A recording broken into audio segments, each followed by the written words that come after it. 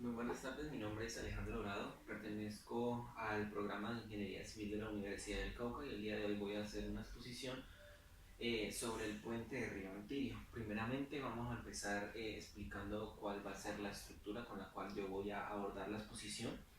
Primeramente vamos a empezar con la ubicación de la construcción, datos muy generales de la construcción, vamos a ver quién fue el ingeniero en jefe, qué problemática social dio como inicio a que se pensara poner un puente en este lugar, qué problemas hubieron en la obra con referencia a la construcción, qué diseño específico debía tener el puente en este tipo de terreno y por último, pues qué modelos de ejemplificación encontramos.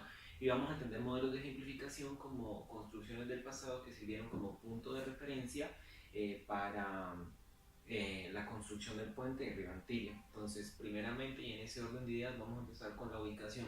El puente de Río Antirio está ubicado en Europa, específicamente en Grecia, y une a la península del Peloponeso, que es la parte sur, con la península de Grecia.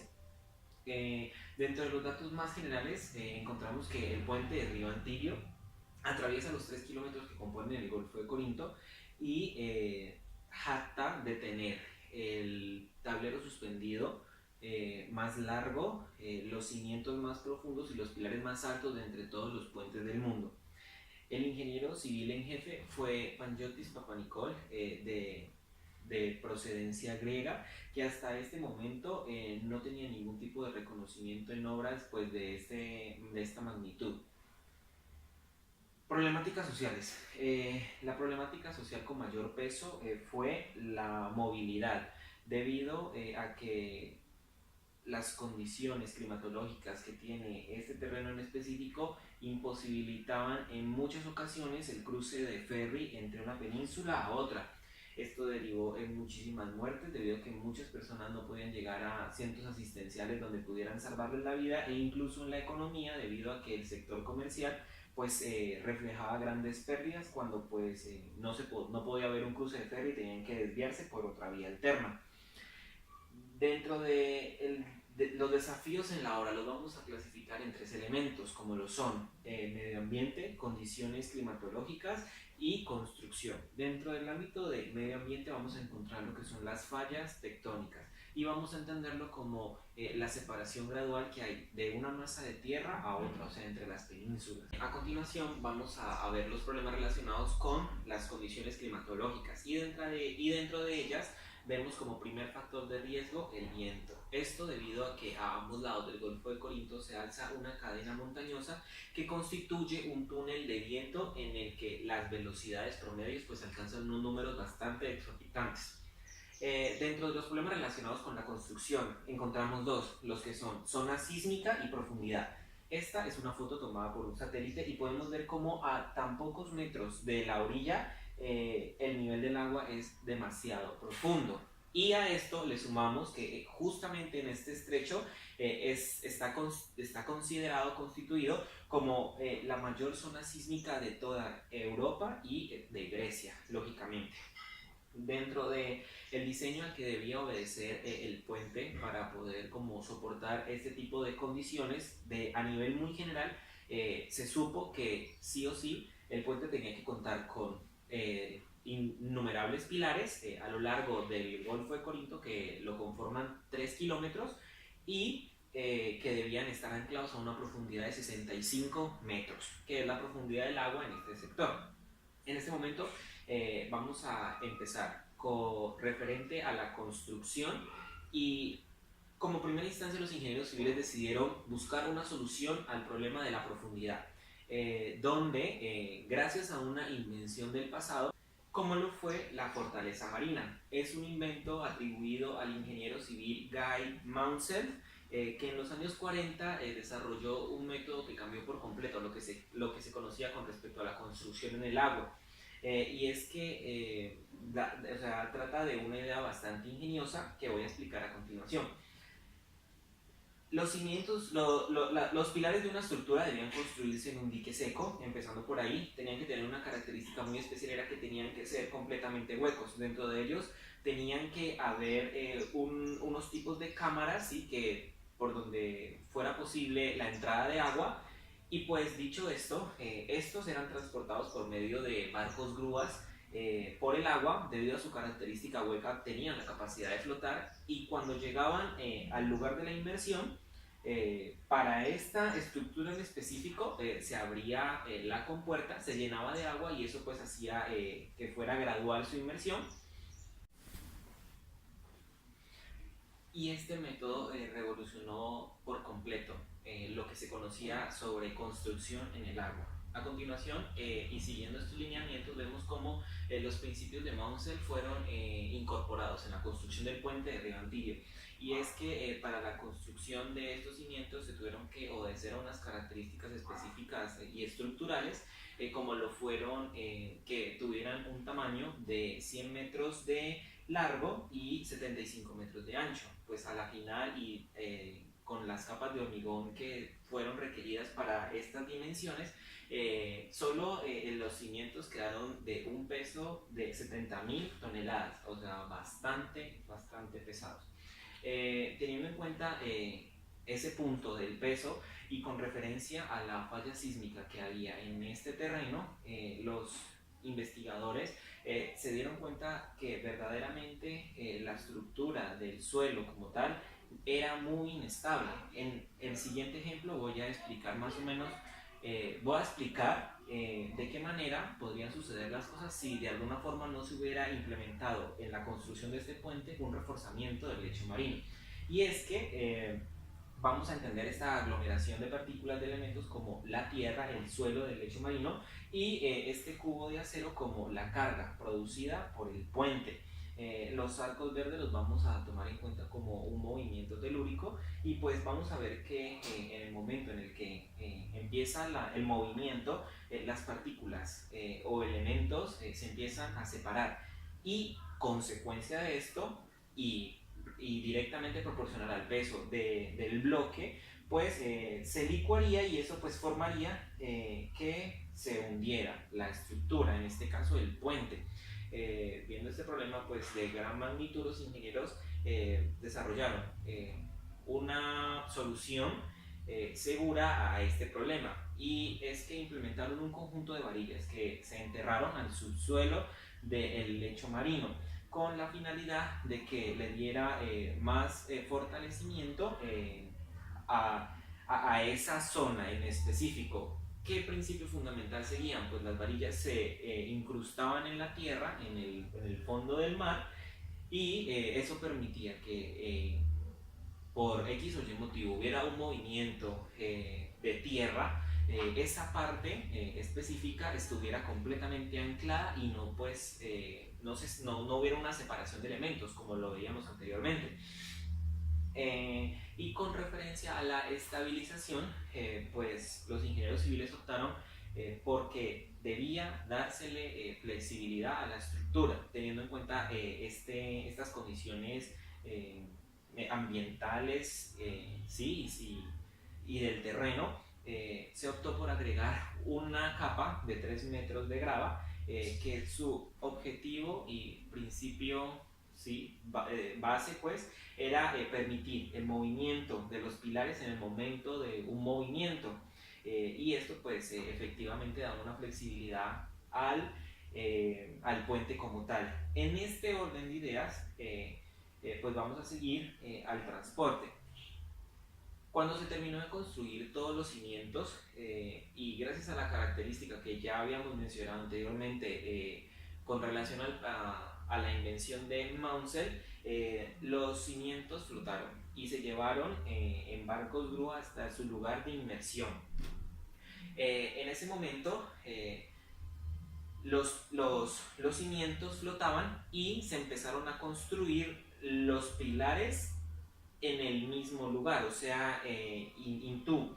¿Qué pasaba? El peso de la nueva capa, de la nueva base de hormigón provocaba que fuera bajando hasta que finalmente pues tocara el piso marino de la siguiente forma. Aquí podemos ver cómo está flotando, se le agrega la primera capa, baja, se le agrega, digamos, el segundo fragmento, baja, el tercero baja, y así se hizo pues hasta alcanzar los 65 metros. Y por esa parte podemos decir que concluimos el tema a la problemática de la profundidad. A continuación, los ingenieros tenían que encontrar un modelo al que se le pudiera implementar el puente que pudiera soportar este tipo de características, y lo encontraron gracias a la invención del ingeniero Thomas Telford, que en el año de 1826 pues pasó a la historia por construir el primer puente colgante de la historia, y lo construyó bajo este principio que voy a explicar a continuación, y es que por el tablero pasa una fuerza. Esa fuerza es transmitida de las cadenas a los cables principales, y ellos transportan la tensión hacia los estribos, que son los que están a los lados. A su vez, la fuerza de compresión era transportada hacia los cimientos por medio de las torres. Y con base a esto, pues asimismo se hizo el estudio para que el puente de Río Antillo pudiera contar con esta característica. Primero, fuera atirantado y que iba a usar cables dispuestos en 4 pilares separados por medio kilómetro, donde cada conjunto de cables sujetaría 12 metros de plataforma. Con respecto a la construcción, en el año de 2003 se empezó la construcción referente a esta parte, a la colocación del tablero. Fueron transportados por medio de grúas y se empezaron a colocar a extremos opuestos, con el fin de que la última parte pues fuera justamente en la mitad. Con respecto al medio ambiente, habíamos hablado anteriormente que el problema derivado del medio ambiente eran las fallas tectónicas, y habíamos dicho que entendíamos eso como la separación gradual de las masas de tierra. A raíz de esto, los ingenieros civiles se plantearon cómo defender el puente contra pues, este suceso incorregible, y implementaron el uso de juntas de expansión, que básicamente lo que permitían hacer era que la estructura se dilatase, ¿sí? A medida, o sea, se dilatase con el movimiento, y pues evitara rupturas. En el mismo orden de ideas, se buscó que se implementaría un tablero suspendido, que iba a tener una característica especial, iba a ser de 2,3 kilómetros, y pues como su nombre lo indica, no iba a tocar ningún pilar, solo iba a estar sostenido por las cadenas. ¿Por qué? Debido a que, teniendo en cuenta todavía la gran zona sísmica que este lugar pues conllevaba, los ingenieros civiles decidieron que era mucho mejor tener una estructura con un tablero colgante, debido a que en el momento en el que hubiera un movimiento de tierra, los pilares iban a tener la capacidad de hacer este movimiento. ¿Sí? Al haber este movimiento, permitiría que el tablero no se rompiese a la mitad, porque no está sobre él, ¿sí? Diferente fuera en el caso de que el tablero no estuviera suspendido, sino que si estuviera recostado sobre los pilares, pues en el momento de haber un movimiento, por más de que había una capa de grava bajo los cimientos que permitieran la movilidad, de nada serviría esta fluctuación, por así decirlo, porque al momento de haber un movimiento de los pilares, pues terminaría por romperse en cada sección intermedia de cada pilar el puente, y pues se buscaba protegerse específicamente de esto. Por ese motivo fue que se implementó un tablero suspendido. Pero también había que tener algo muy en cuenta, y era el viento.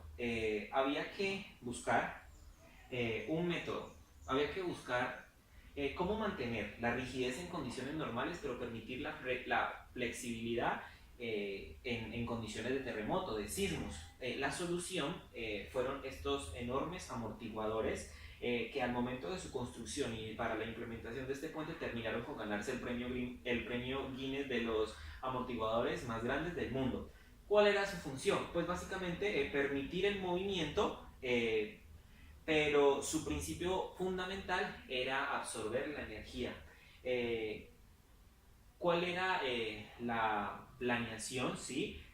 Al sistema de funcionamiento de estos amortiguadores? Sencillo. Al movimiento muy seguramente iba a romper un fusible.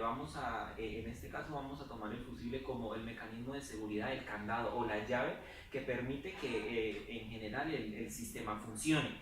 En este orden de ideas, pues el movimiento provocaría que un fusible se rompiese, se dañase, y pues automáticamente entraría en funcionamiento los enormes amortiguadores que pues buscarían proteger la estructura conforme al movimiento.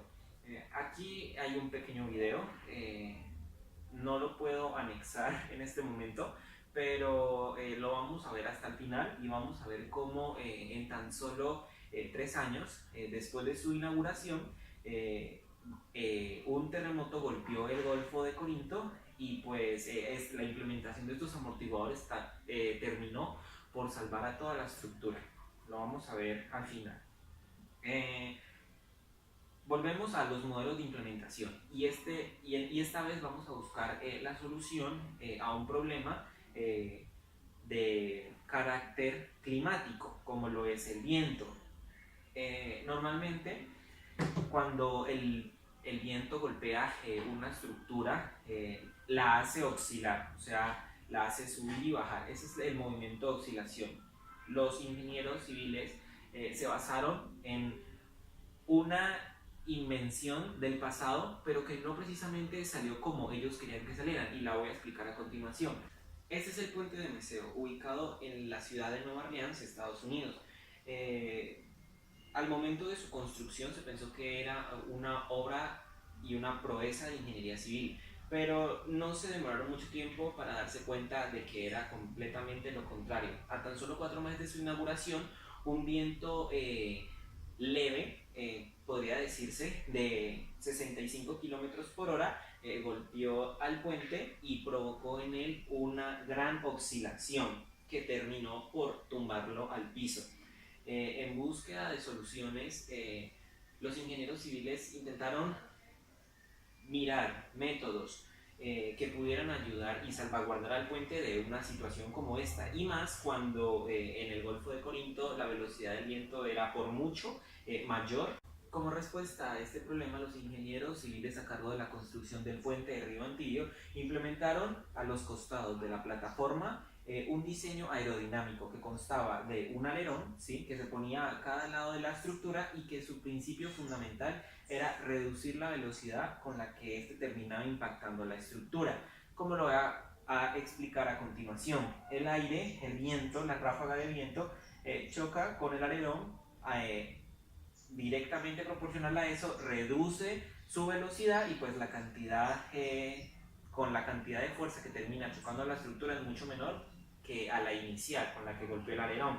Una vez más hacemos una vista hacia el pasado y encontramos esta proeza de ingeniería civil que dio fundamentos y algunos principios a la construcción del puente de Río Antillo. Este puente fue importante debido a la implementación del acero como material para la construcción, ¿sí? Hasta antes de esto se tenía entendido que cualquier tipo de construcción de este tipo se hacía con mampostería. El funcionamiento de este puente basó de 4 cables de suspensión, donde cada cable estaba compuesto por cientos de hilos de acero, y pues eso le iba a dar mucha más estabilidad y pues lo volvió súper seguro. Ya entrando en materia a lo que es el puente de Río Antillo, vemos que el del diámetro más grande, constituye el cable principal. Dentro de él encontramos 9000 hilos, ¿sí?, y donde el diámetro de cada hilo es de 5 milímetros. ¿Por qué escoger este método y no, por ejemplo, las barras de acero, ¿sí?, que también tienden a ser, o sea, ¿por qué hilos de acero si no barras de acero? Podría ser una pregunta.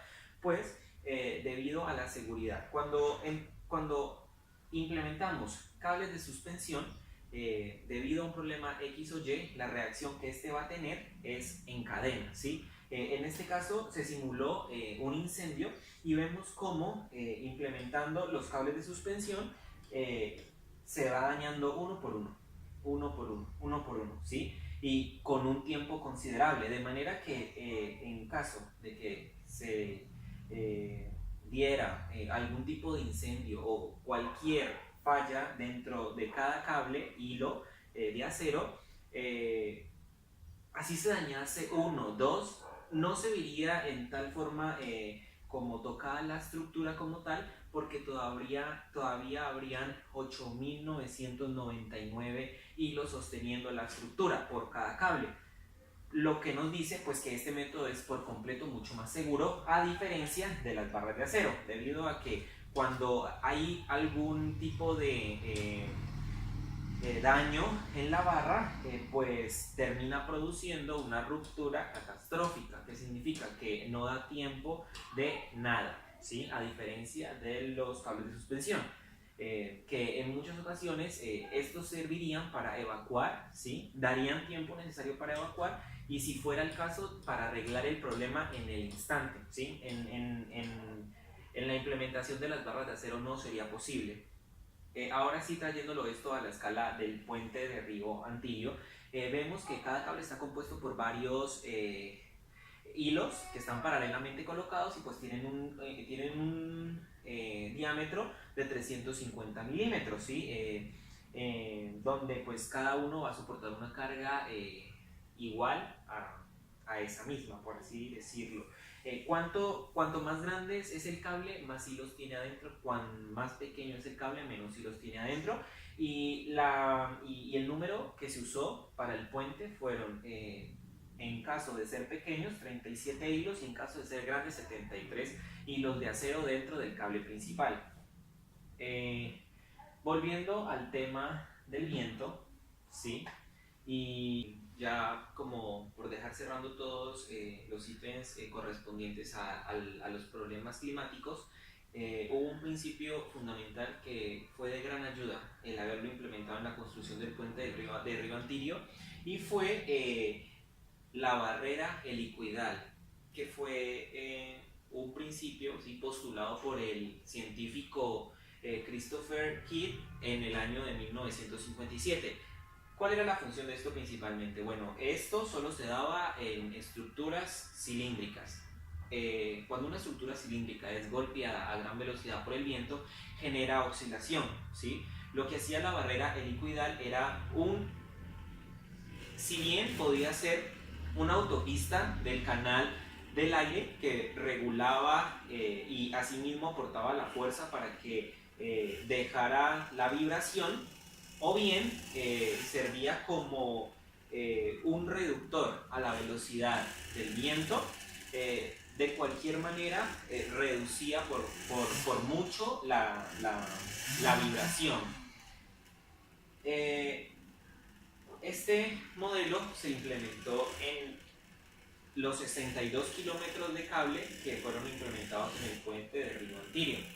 Y a esto, sumándole el modelo aerodinámico con el cual se diseñó el tablero, pues se constituyó a la final de todo que el puente era completamente a prueba de viento.